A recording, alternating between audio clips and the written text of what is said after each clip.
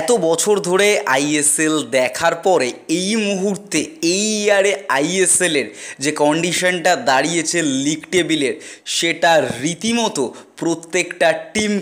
প্রত্যেকটা টিমের ওপর ডিপেন্ডেবল হয়ে থাকতে হচ্ছে। সেখানে দাঁড়িয়ে মোহনবাগান কি লিগ শিল্ড পাবে? মোহনবাগান লিগ শিল্ড পাওয়ার ক্যালকুলেশন কি রয়েছে? ইস্টবেঙ্গল কি ষষ্ঠ স্থানটা পাবে? ইস্টবেঙ্গলের ষষ্ঠ স্থানটা কি ক্যালকুলেশনে রয়েছে? ইস্টবেঙ্গল কিন্তু অনেকটা লিগ শিল্ডের ষষ্ঠ স্থানটা পাওয়ার জন্য মোহনবাগান তাদের পথটা ইজি করে দেবে। এত বছর আইএসএলে ইন্টারেস্টিং পয়েন্ট টেবিল হয়েছে, তবে আমরা সমর্থকরা, কলকাতার সমর্থকরা, আমরা বাঙালি সমর্থকরা এত বেশি পরিমাণে রিলেট করতে পারিনি। বাট এই মরশুমে এই জায়গায় দাঁড়িয়ে অনেক বেশি করে রিলেট করতে পারছি আমরা প্রত্যেকে। আমরা যদি লিগ টেবিলের দিকে তাকিয়ে দেখি, মুম্বাইয়ের থেকে এক ম্যাচ কম খেলেছে কিন্তু মোহনবাগান। তবে মুম্বাইয়ের পয়েন্ট এই মুহূর্তে রয়েছে কিন্তু 20 ম্যাচে 44 পয়েন্ট। অন্যদিকে তাকিয়ে দেখলে চেন্নাইন এফসি যে জয়টা পেয়েছে, তাতে চেন্নাইন এফসি কিন্তু অনেকটা ভালো অ্যাডভান্টেজে চলে গেছে, এবং চেন্নাইন এফসি বাকি দুটি যদি ম্যাচ জেতে তাহলে কিন্তু তারা 6 পয়েন্ট পাবে, এবং সেখান থেকে দাঁড়িয়ে সেই 6 পয়েন্ট পেলে তারা লিগ টেবিলে যে জায়গায় চলে যাবে, ইস্টবেঙ্গলের পক্ষে তাদের ছোঁয়া সম্ভব হবে না। তবে নর্থ ইস্ট ইউনাইটেড যে জায়গায় রয়েছে, তাদের যদি আমরা পয়েন্টটা দেখি, 19 ম্যাচে 20 পয়েন্ট। তারা এখনও 3টে ম্যাচ খেলতে পারবে, তো 3 ম্যাচ থেকে তারা যদি 3 পয়েন্টও নিয়ে আসে, তারাও কিন্তু এই মুহূর্তে ছুঁতে পারবে না চেন্নাইন এফসিকে। অর্থাৎ সবথেকে পজিটিভ জায়গায় রয়েছে কিন্তু চেন্নাইন এফসি। তবে লিগ টেবিলে একজনের সাথে এমন একজনের ম্যাচ কানেক্টেড রয়েছে, যাতে করে লিগ টেবিলে প্রত্যেকটা দিন চেঞ্জেস হবে, যেমন জামশেদপুর ছিটকে গেছে। তো সেখান থেকে দাঁড়িয়ে আসুন একটু ডিটেলসে ডিসকাস করে নেওয়া যাক। আমরা যদি লিগ টেবিলে একদম প্রথমের দিকে তাকাই, তাহলে মুম্বাই 20 ম্যাচে 44 পয়েন্ট, গোল ডিফারেন্স 23। ওড়িশা 20 ম্যাচে 39 পয়েন্ট, গোল ডিফারেন্স 16। মোহনবাগান 19 ম্যাচে 39 পয়েন্ট এবং গোল ডিফারেন্স 15। এফসি গোয়া 20 ম্যাচে 39 পয়েন্ট, গোল ডিফারেন্স 14। ইস্টবেঙ্গল যে জায়গায় রয়েছে, সেই জায়গায় দাঁড়িয়ে মোহনবাগানের ম্যাচ যে বাকি 3টে রয়েছে, সেখান থেকে তারা অনেক কিছু ডিসাইড করে দেবে।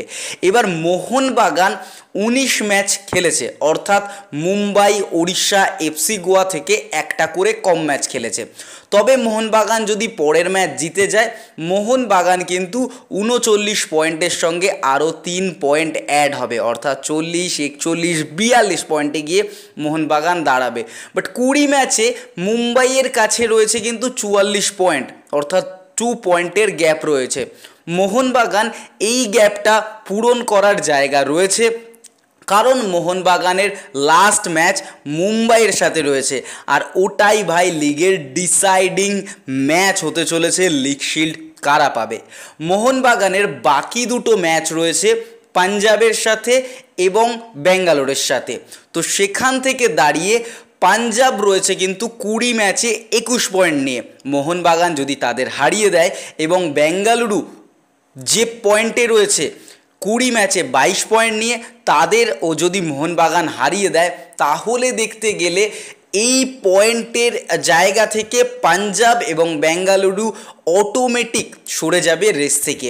অন্যদিকে দাঁড়িয়ে ইস্টবেঙ্গলের হাতেও জায়গা রয়েছে, কারণ ইস্টবেঙ্গলের বাকি ম্যাচ রয়েছে পাঞ্জাব এবং বেঙ্গালুরুর সাথে।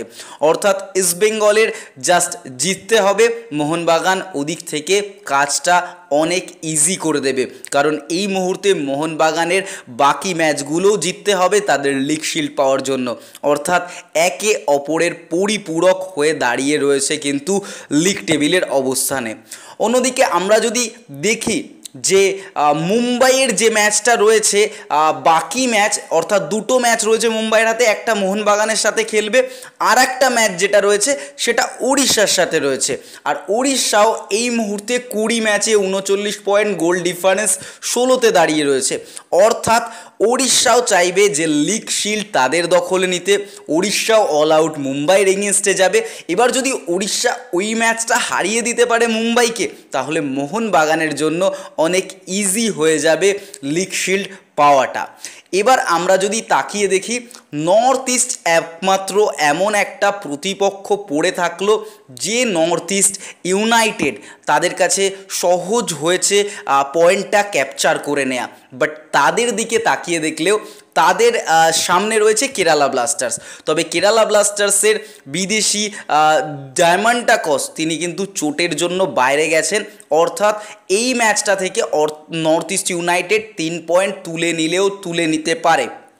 তবে তাদের সামনে কিন্তু ম্যাচ থাকবে, অর্থাৎ নর্থ ইস্টের সামনে ম্যাচ থাকবে কিন্তু ওড়িশা এবং চেন্নাইন এফসি, এবং নর্থ ইস্ট চাইবে চেন্নাইনকে যে কোনো মূল্যে হারাতে। তাহলে তাদের পয়েন্টটা ভালো জায়গায় যাবে, যেখান থেকে তারা চেন্নাইনকে রিচ করতে পারবে। কারণ চেন্নাইন এফসি 2টো ম্যাচ জিতলে 30 পয়েন্টে পৌঁছে যাবে, যেটা নর্থ ইস্ট 3টে ম্যাচ জিতলেও করতে পারবে না। তাই অবশ্যই নর্থ ইস্টও চাইবে এই ম্যাচ থেকে 3 পয়েন্ট আসুক। বাট এই ম্যাচ যদি ড্র হয়, সেটা ইস্টবেঙ্গলের আখেরে লাভ হবে। এবং ইস্টবেঙ্গলের যে সমস্যাটা, সেটা মুশকিল আসান করতে পারে এফসি গোয়া। কারণ এফসি গোয়াও এই মুহূর্তে 20 ম্যাচে 39 পয়েন্ট নিয়ে দাঁড়িয়ে রয়েছে লিগ টেবিলে 4 নম্বরে। তারাও লিগ শিল্ড জিততে পারে। তাই এফসি গোয়া কোনো মতেই চেন্নাইন এফসিকে হালকাভাবে ছেড়ে দেবে না। তারাও চাইবে পয়েন্ট আর্ন করতে, 3 পয়েন্ট আর্ন করতে, এবং যেটাই কিন্তু ডিসাইডিং ফ্যাক্টর গড়ে দেবে। অর্থাৎ আমরা যদি দেখি যে প্রত্যেকটা টিম এই মুহূর্তে প্রত্যেকটা টিমের পরিপূরক হয়ে দাঁড়িয়ে আছে। এই রেস যেটা, এই রেস থেকে ছিটকে গেছে এই মুহূর্তে কেরালা ব্লাস্টার্স। অর্থাৎ কেরালা ব্লাস্টার্স রেস থেকে ছিটকে গেছে কেন বলছি, কারণ লিগ শিল্ডে তারা আর যেতে পারবে না। অন্যদিকে ছিটকে গেছে জামশেদপুর এবং হায়দ্রাবাদ। তো সেখান থেকে দাঁড়িয়ে এই মুহূর্তে মোট 3টে টিম কিন্তু ছিটকে গেছে এই যে রেস চলছে, রেস থেকে। বাট ট্রফির দৌড়ে কেরালা ব্লাস্টার্স আছে, তবে যে রেস চলছে, রেসের থেকে মাত্র 3টে টিম ছিটকে গেছে। বাকি টিমগুলো লড়াই করছে কিন্তু 6ষ্ঠ স্থান এবং লিগ শিল্ডে। অর্থাৎ অনেক বেশি এক্সাইটিং ম্যাচ হতে চলেছে। তোমাদের কি মনে হয় এই ম্যাচগুলো নিয়ে? অবশ্যই কমেন্ট বক্সে কমেন্ট করে জানাও, আর ভিডিওটা অবশ্যই লাইক করে দিও। দেখা হচ্ছে আগামী ভিডিওতে।